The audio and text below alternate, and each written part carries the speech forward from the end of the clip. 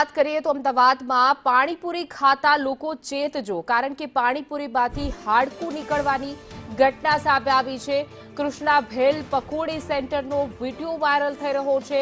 રાણી bus station પાસેની ઘટના છે કે જ્યાં મહિલા ગ્રાહકને કડવો અનુભવ થયો છે। ગ્રાહકે સમગ્ર ઘટનાનો વિડીયો વાયરલ કર્યો છે, જે વિડીયો પર સામે આવ્યો છે, જે પાણીપુરીમાંથી હાડકું નીકળ્યું છે।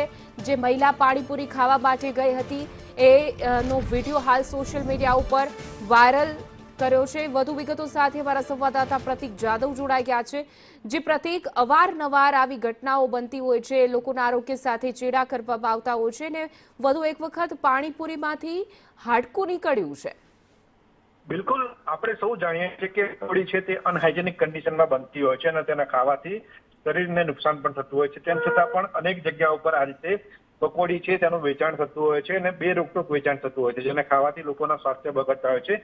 વધુ એકવાર આવો કિસ્સો સામે આવ્યો છે। રાણી પાસે આ જે પકોડીની લારી હતી, ત્યાં એક મહિલા પકોડી ખાવા માટે જયારે ગઈ હતી ત્યારે તેને પકોડીમાંથી પ્રથમવાર બહાર નીકળ્યો હતો। જો કે મહિલાએ તેને અવગણીને પકોડી ખાવાનું ચાલુ રાખ્યું હતું। ત્યારબાદ તેણે જયારે બીજી પકોડી ખાધી ત્યારે તેમાંથી હાડકું નીકળ્યું હતું અને આ બાબતે જયારે પકોડીના વિક્રેતાની મહિલાએ ફરિયાદ કરી ત્યારે પકોડીના વિક્રેતાએ ઉડાવ જવાબ આપ્યો હતો। તેણે કહ્યું હતું કે હાડકું ક્યાંકથી ઉડીને આવી ગયું છે, પરંતુ સવાલ એ થાય કે હાડકું કેવી રીતે ઉડીને આવી શકે। સાથે જ હાડકું જયારે પકોડી અથવા તો ખાદ્ય પદાર્થની અંદર હોય છે ત્યારે શરીરને ખૂબ મોટું નુકસાન થતું હોય છે। ત્યારે મહિલાએ આવા પકોડી કે જે અનહાઇજેનિક કન્ડિશનમાં પકોડીનું વિતરણ થતું હોય છે તેવા પકોડીના વિક્રેતા સામે કાર્યવાહી થાય તેવી માંગ કરી છે। જો કે અમદાવાદ મ્યુનિસિપલ કોર્પોરેશન અવારનવાર આવા પકોડીના વિક્રેતા કે જાહેરમાં પકોડીનું વેચાણ કરતા હોય છે, અનહાઇજેનિક કન્ડિશનમાં વેચાણ કરતા હોય છે, તેમની સામે કાર્યવાહી કરતી હોય છે, પરંતુ હજુ પણ અનેક એવી જગ્યાઓ છે કે જ્યાં આગળ અનહાઇજેનિક કન્ડિશનમાં પકોડી બનતી હોય છે અને તેનું વેચાણ થતું હોય છે, જેને ખાઈને અમદાવાદના શહેરીજનો બીમાર પણ પડતા હોય છે। ત્યારે આવા લોકો સામે કાર્યવાહી થાય તે જરૂરી છે। જી પ્રતીક, આપણે થોડા સમય પહેલા જોયું હતું કે અમદાવાદ મનપા જે છે એમના આરોગ્ય વિભાગ દ્વારા એક ઝુંબેશ ચલાવવામાં આવી હતી। પાણીપુરીની લારીઓના જે વેપારીઓ છે એમને ત્યાં તપાસ કરવામાં આવી હતી, પરંતુ પરિસ્થિતિ હજુ ઠેરની ઠેર છે। કીડા મકોડા તો નીકળતા હતા, પરંતુ હવે તો હાડકું, સૌથી મોટો આ ગંભીર સવાલ કે હાડકું આવ્યું ક્યાંથી? બિલકુલ, અમદાવાદ મ્યુનિસિપલ કોર્પોરેશનના કર્મચારીઓ અવારનવાર ઝુંબેશ ચલાવતા હોય છે અને કામગીરી કરતા હોય છે, પરંતુ સરકારી કામગીરી કેવી રીતે થતી હોય છે તેનાથી સૌ કોઈ જાણકાર છે, સૌ કોઈ અવગત છે।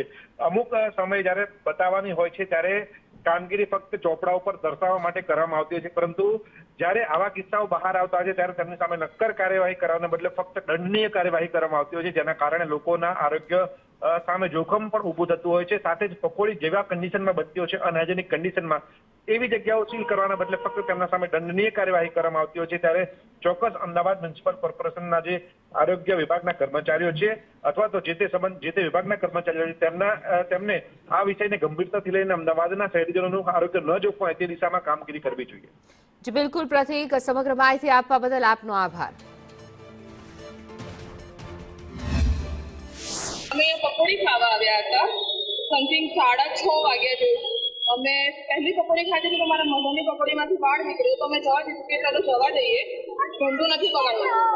એ જ અમારી પહેલી ભૂલ। પછી છેલ્લી પકોડીમાંથી, મારી પકોડીમાંથી આ હાડકું નીકળ્યું છે। જ્યારે અમે એમને કીધું તો એમણે અમને એવું કીધું કે આ લાકડું છે। એના પછી અમે અમારી જોડે આવેલા પકોડી ખાનારા બીજા 4 લોકોને બતાવ્યું, એમને બી કીધું કે આ હાડકું છે। એના પછી જ્યારે અમે એમને કીધું તો એમણે એવું કીધું કે ના, લાકડું છે, અમે તમને કાપીને બતાવીએ। આ હાડકું જ્યારે એમણે કાપ્યું તો કપાયું નહીં, એમને ખબર પડી કે આ હાડકું જ છે, તો પછી અમને એવું કહે છે કે અમને માફ કરી દો, અમારી ભૂલ થઈ ગઈ, હાડકું ઉડીને આવ્યું હશે પકોડી। ધૂળ માટી ના ઉડે પણ હાડકું ઉડીને પકોડીમાં આવે।